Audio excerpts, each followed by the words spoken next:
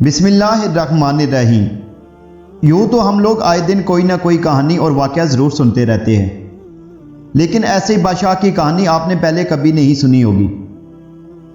یہ بادشاہ اپنی رعایا پر بے انتہا ظلم کرتا تھا، لیکن اس کا بھیانک انجام اگر جانیں گے تو آپ کی آنکھوں سے آنسو نکل آئیں گے۔ اس کہانی کو اینڈ تک ضرور سنیے گا۔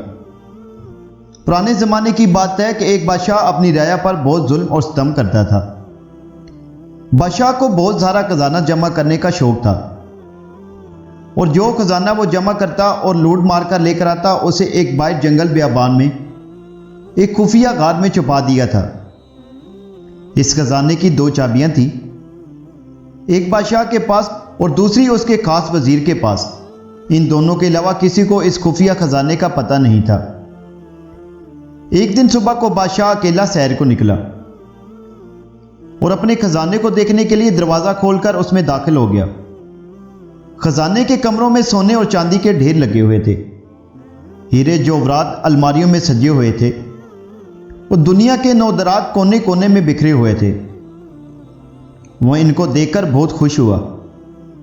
اسی دوران وزیر کا اس علاقے سے گزر ہوا۔ اب دیکھیں بادشاہ کی کہانی کیسے موڑ لاتی ہے۔ اس نے خزانے کا دروازہ کھولا دیکھا تو وہ بہت حیران ہوا۔ اسے خیال ہوا کہ کل رات جب وہ خزانہ دیکھنے آیا تھا، شاید اس وقت وہ دروازہ بند کرنا بھول گیا، اور اس نے جلدی سے دروازہ بند کر کے اسے باہر سے مقفل کر دیا۔ ادھر بادشاہ نے جب اپنے دل پسند خزانے کے معائنے سے فارغ ہوا اور واپس دروازے پر آیا، لیکن یہ کیا، دروازہ تو باہر سے مقفل تھا۔ اس نے زور زور سے دروازہ پیٹا اور چیخنا چلانا شروع کیا، لیکن افسوس اس کی آواز سننے والا کوئی نہیں تھا۔ وہ لوٹ کر پھر اپنے خزانے کی طرف گیا اور اسے دل بہلانے کی کوشش کی، لیکن بھوک اور پیاس کی شدت نے اسے تڑپانا شروع کر دیا۔ وہ پھر دروازے کی طرف بھاگ کر آیا، لیکن دروازہ بند تھا۔ وہ زور زور سے چیخا اور چلایا، لیکن وہاں اس کی فریاد سننے والا کوئی بھی نہیں تھا۔ وہ نڈال ہو کر دروازے کے پاس گر گیا۔ جب بھوک پیاس سے وہ بری طرح تڑپنے لگا تو وہ رینگتا ہوا ہیروں کی تجوری تک گیا۔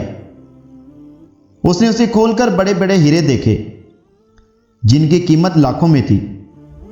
اس نے بڑا خوش آمدانہ انداز میں کہا، اے لاکھ پتی ہیروں، مجھے ایک وقت کا کھانا دے دو۔ اسے ایسے لگا جیسے وہ ہیرے زور زور سے کہکے لگا رہے ہوں۔ اس نے ان ہیروں کو دیوار پر دے مارا۔ پھر وہ گھستا ہوا موتیوں کے پاس گیا اور ان سے بھیک مانگنے لگا، اے آبدار موتیوں، مجھے ایک گلاس پانی دے دو۔ لیکن موتیوں نے ایک بار پھر زوردار کہکا لگایا۔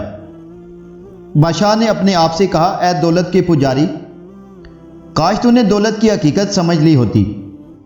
تیری ساری عمر کی کمائی ہوئی دولت تجھے ایک وقت کا کھانا اور پانی نہیں دے سکتی۔ بادشاہ چکرا کر گر گیا۔ جب اسے ہوش آیا تو اس نے سارے ہیرے اور موتی بکھیر کر دیوار کے پاس اپنا بستر بنایا اور اس پر لیٹ گیا۔ وہ دنیا کو ایک پیغام دینا چاہتا تھا، لیکن اس کے پاس کاغذ اور قلم نہیں تھا۔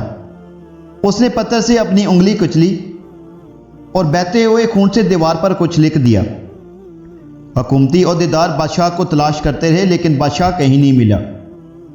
جب کئی دن کی بے سود تلاش کے بعد وزیر خزانے کا معائنہ کرنے آیا تو دیکھا بادشاہ ہیرے اور جواہرات کے بستر پر مرا پڑا تھا، اور سامنے کی دیوار پر خون سے لکھا ہے، یہ ساری دولت ایک گلاس پانی کے برابر بھی نہیں ہے۔